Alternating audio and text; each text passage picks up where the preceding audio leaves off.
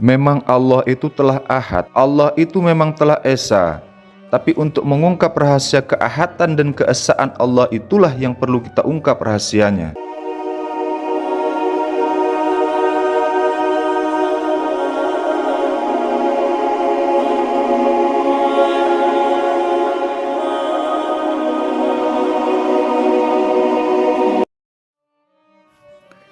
Bismillahirrahmanirrahim. Assalamualaikum warahmatullahi wabarakatuh. Alhamdulillahirabbil alamin.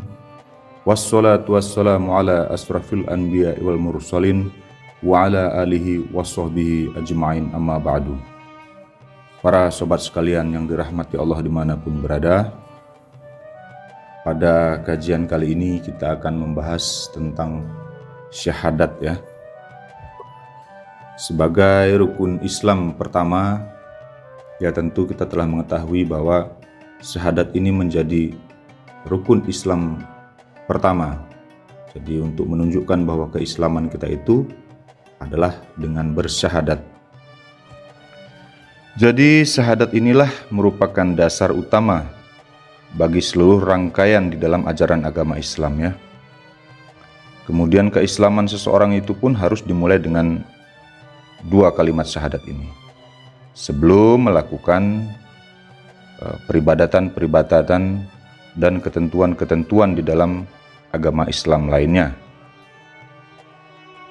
Jadi tentu sebelum orang berikrar dan mengucap dua kalimat syahadat, ya tentu dia belum menjadi orang yang beragama Islam ya.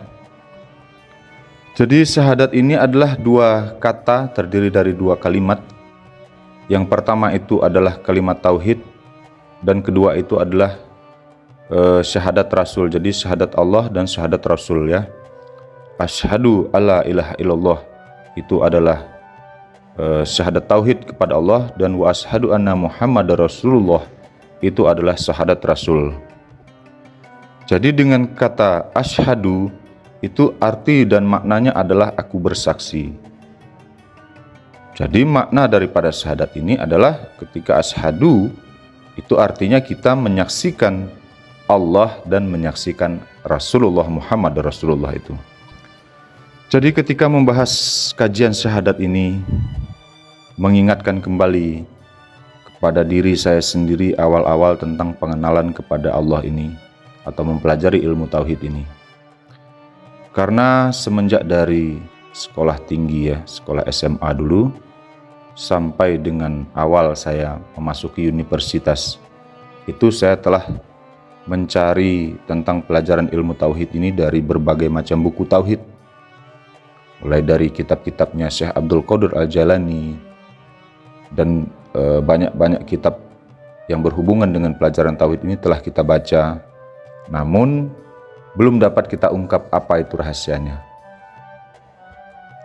Apa sebenarnya yang menggelitik saya, yaitu karena syahadat itu adalah penyaksian Allah dan Rasul itu, ini yang menjadi menggelitik jiwa saya itu untuk mencari apa sebenarnya rahasia di balik tentang makna penyaksian Allah dan penyaksian Muhammad Rasulullah ini.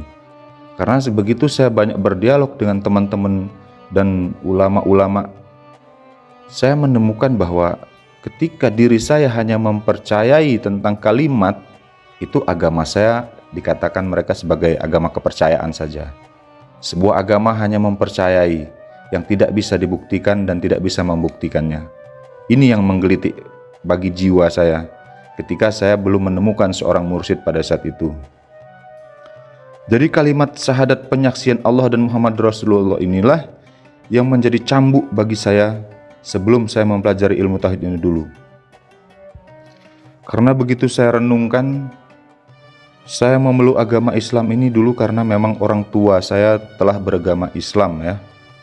Makanya sejak kecil saya telah dididik untuk mendapatkan pelajaran tentang syariat Islam. Syariat ini bagaimana cara mengucap dua kalimat syahadat, bagaimana tata cara sembahyang, puasa, begitu juga saya ikut-ikutan mengikuti orang-orang yang berpuasa, saya berpuasa ya kan. Orang-orang sholat, saya juga ikut sholat. Inilah yang saya maknai sebelum saya mengenal tentang pelajaran ilmu tauhid ini, sebenarnya saya dulu itu adalah orang yang Islamnya itu Islam keturunan, atau Islamnya itu sebatas Islam yang ikut-ikutan tanpa mengetahui dulu tentang ilmu tauhidnya ini. Ini yang saya sadari dulu. Dan begitu kami telah mempelajari ini, baru kami dapat memahami bahwa sebenarnya memang terbalik. Antara di zaman saat ini dan di zaman kenabian itu adalah Islam itu lebih dahulu dikenalkan tentang ilmu tauhidnya, baru mempelajari tentang syariat, tata cara peribadatan yang lainnya. Sementara kami pahamin pada saat ini, termasuk saya sendiri, itu menemukan Islam itu dari syariatnya terlebih dahulu. Jadi mempelajari syariatnya dulu, baru pelajaran ilmu tauhidnya saya cari sendiri. Cuman kadang-kadang kita dulu itu, termasuk saya pun, jika saya tidak betul-betul ingin mencari tentang ketauhidan Allah ini, saya pun tidak menemukannya.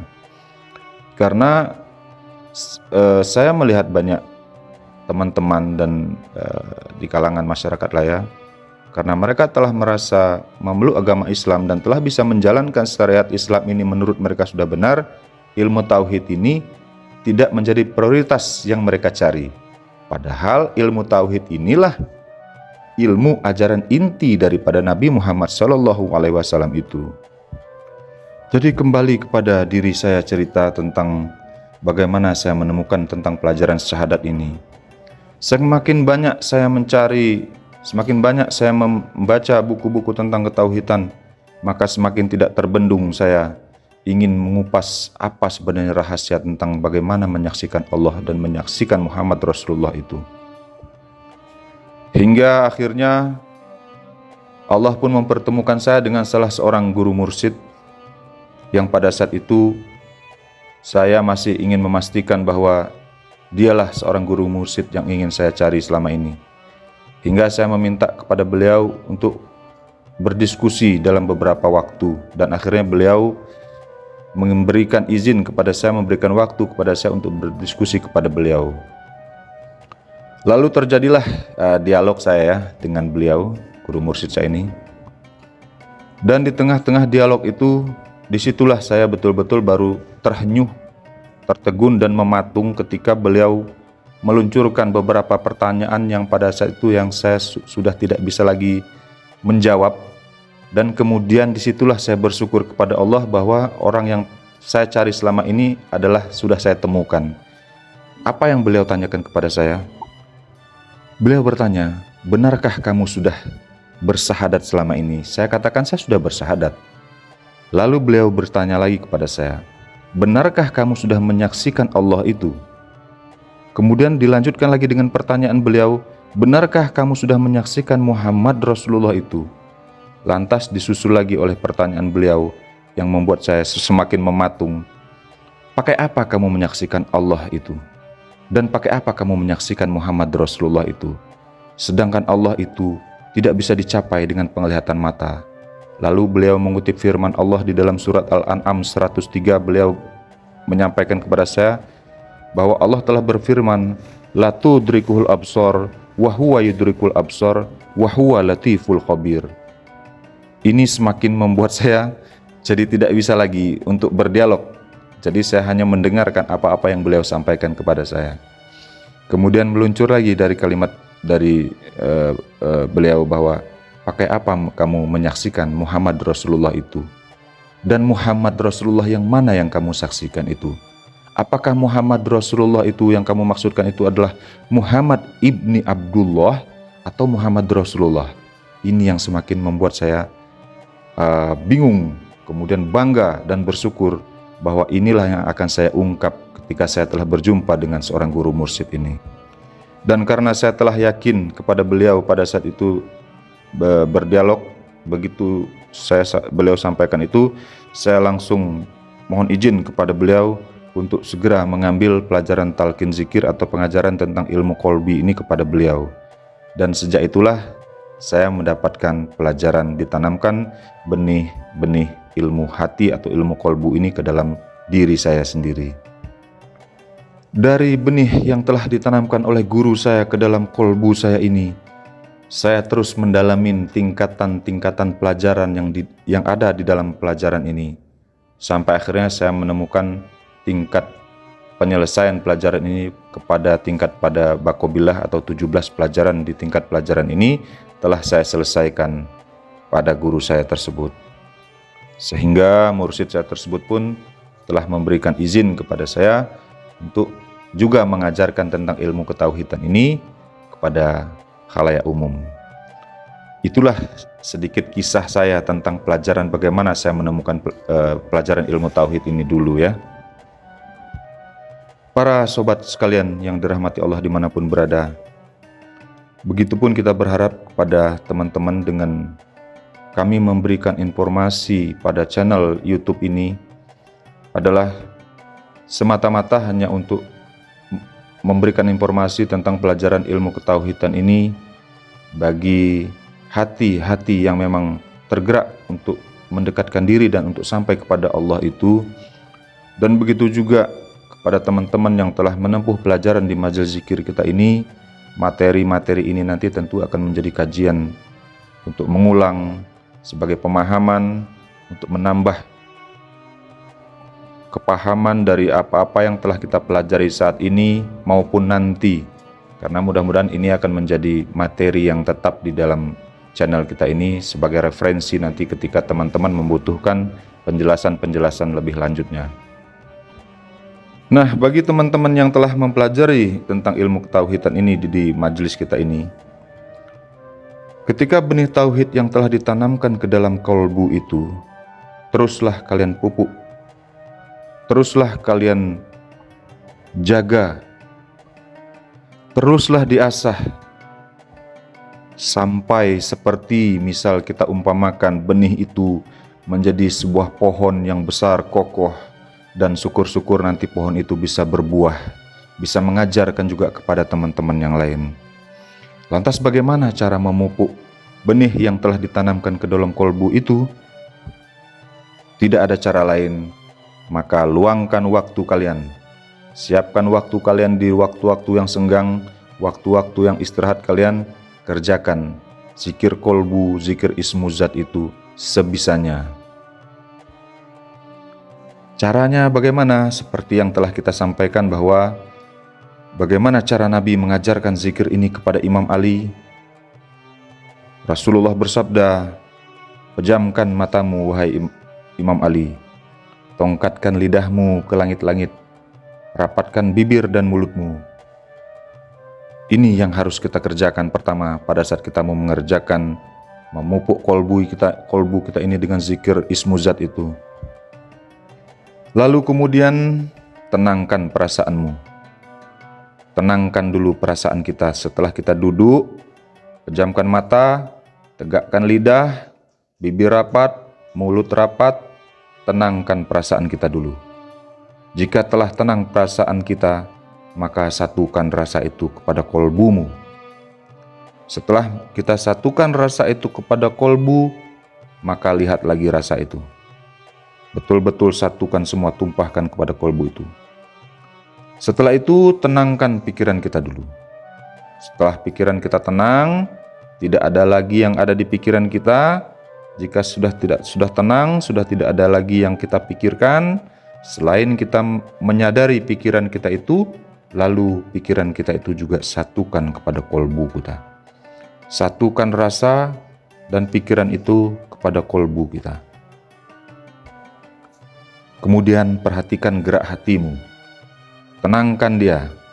Tenangkan hatimu. Telah tenang dia, maka dengan penuh kesadaranmu, satukan pikiran, hatian, dan perasaanmu kepada getaran kolbu yang ada di hati itu. Satukan semuanya kepada getaran kolbu dengan asma Allah yang ada di kolbu itu.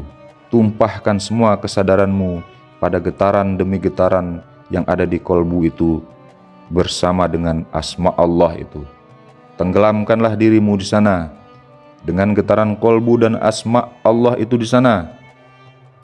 Tenggelamkan dirimu di dalam lautan af'alullah itu terus menerus sampai sekuatnya kalian mengerjakannya.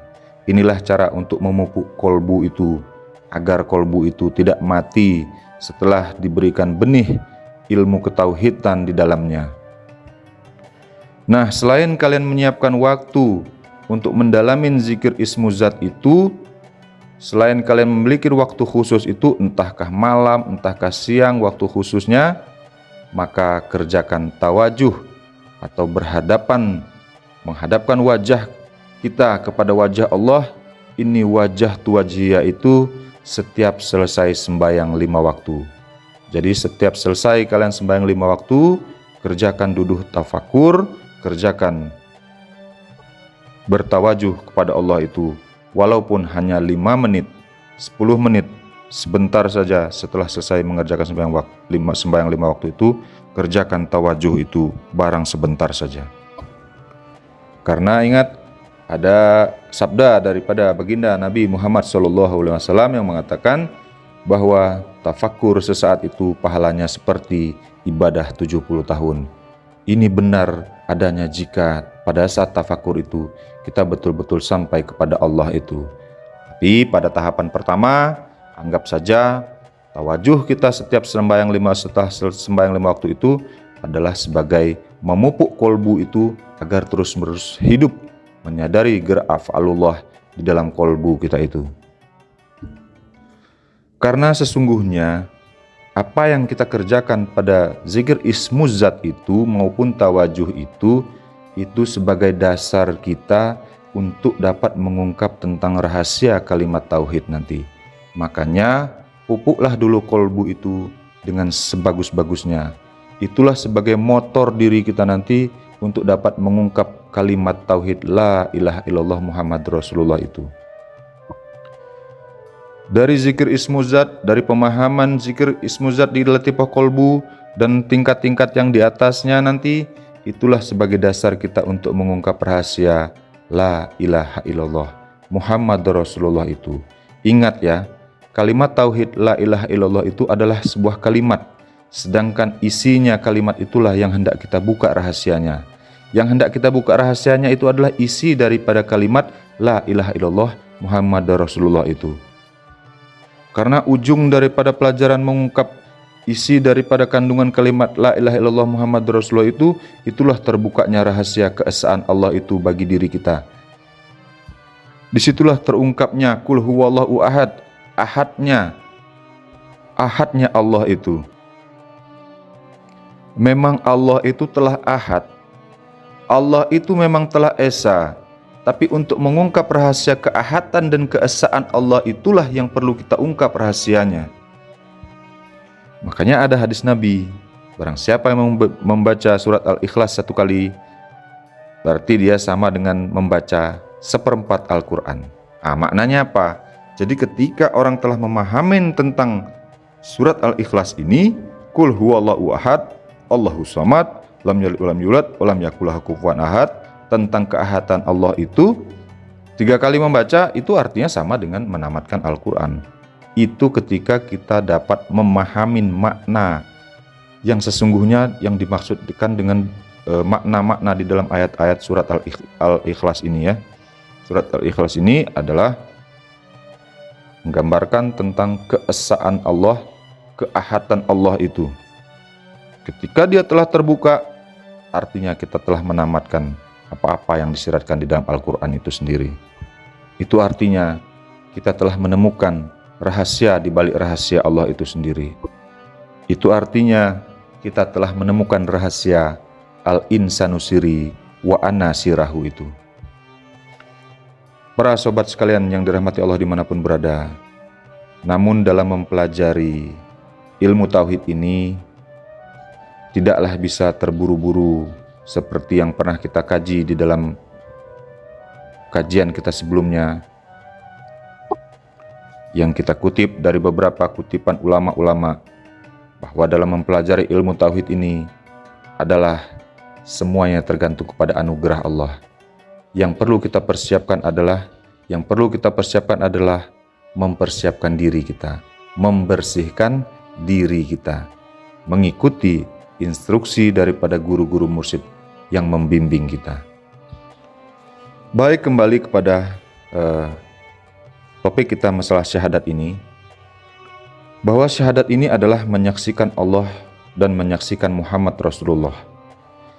Kesempurnaan syahadat itu adalah ketika kita telah mampu menyaksikan Allah dan Rasul itu dengan lahir dan batin kita sendiri.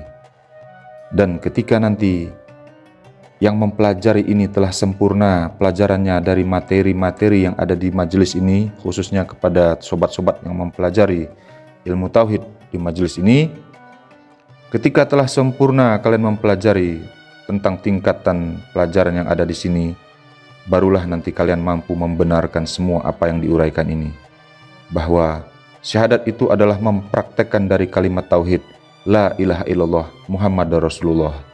Dan kesempurnaan dalam memandang la ilaha illallah Muhammad Rasulullah itu adalah adanya pada insan kamil itu.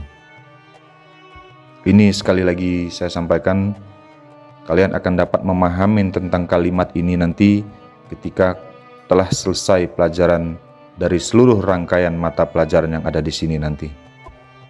Jadi pernah dulu sesama jamaah waktu masih sama-sama belajar dulu, ada teman-teman menyampaikan bahwa kalaulah hanya mengucap syahadat saja, dua kalimat syahadat ini, asyhadu alla ilaha illallah wa asyhadu anna muhammadar rasulullah, teman saya menyampaikan bahwa burung beo saja bisa mengucapkan dua kalimat syahadat itu. Jadi kalau hanya mengucap tidak tahu makna dan memahami maksudnya, burung beo itu kita ajarkan tentang kalimat syahadat ini, dia pun bisa mengucap. Begitulah teman-teman saya menyampaikan. Jadi kalaulah memang kita menganggap syahadat ini sesuatu yang perlu kita dalamin maknanya, ya kita memang harus mempelajari dari ahlinya, atau yang dikatakan ahli zikir, atau yang dikatakan guru mursyid, atau yang dikatakan ahlullah, orang-orang yang telah bisa mengajarkan tentang ilmu ketauhidan ini. Masa saya bilang sama teman saya, kita manusia mau disamakan dengan burung beo kan, cuman bisa mengucap nggak tahu maksudnya kan gitu ya. Baik teman-teman sekalian, para sobat sekalian yang dirahmati Allah dimanapun berada ya, semoga kajian ini menambah gairah kita untuk terus membenahi diri kita, khususnya di dalam hal beragama ini, karena agama kita ini adalah agama yang agung. Agar kita terus-menerus menyempurnakan diri kita tentang kesempurnaan agama Islam kita sendiri secara lahir dan batin, untuk bekal kita kembali kepada Allah nanti. Billahi taufiq wal hidayah. Wassalamualaikum warahmatullahi wabarakatuh.